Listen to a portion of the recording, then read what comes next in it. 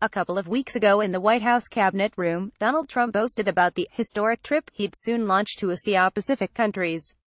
He placed a special emphasis on the Philippines. You remember the Philippines, the last trip made by a president that turned out to be not so good.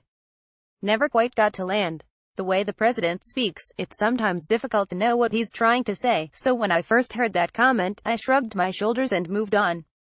But Trump keeps talking about this, telling reporters over the weekend that Barack Obama had a rough trip to the Philippines, unlike himself. This morning, in another press gaggle, Trump said it again, this time with more detail. I mean, the Philippines, we just could not have been treated nicer. And as you know, we were having a lot of problems with the Philippines. The relationship with the past administration was horrible, to use a nice word. I would say, horrible is putting it mildly. You know what happened. Many of you were there, and you never got to land. The plane came close but it didn't land. And now we have a very, very strong relationship with the Philippines, which is really important. So we've accomplished a lot.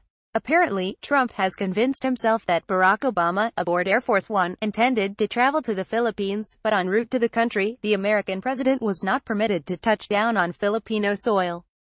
That in no way reflects reality.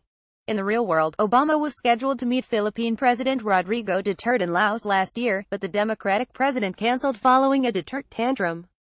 A year earlier, before Duterte took office, Obama visited the Philippines and the trip went smoothly. In other words, Trump has embraced an odd fantasy as if it were true, pointing to an incident that never occurred as evidence of his diplomatic superiority over his predecessor. The Republican president's difficulties in separating fact from fiction is unsettling, but let's not overlook the underlying point. Trump seems so eager to emphasize he's bragging about his chumminess with an authoritarian president accused of mass murder. A couple of weeks ago, after Trump falsely claimed Obama was not exactly welcome in the Philippines, The Washington Post said the Republican president's rhetoric was exceedingly strange. The first reason is that Obama actually called off his meeting with Duterte, not the Philippines. So it's unclear what Trump means when he says the Obama administration was not exactly welcome. And Obama had some pretty good reasons for not meeting with Duterte. Chief among them is that police in the Philippines, with Duterte's apparent blessing, have killed thousands of people without due process during Duterte's drug war. After Obama criticized those killings, Duterte called him a son of a whore.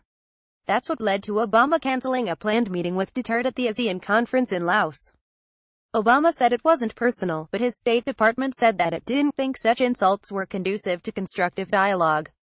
And yet, Trump and Duterte were nevertheless friendly yesterday, with the American leader apparently enjoying his Filipino counterpart's criticism of journalists, a group of professionals Duterte had previously threatened to assassinate.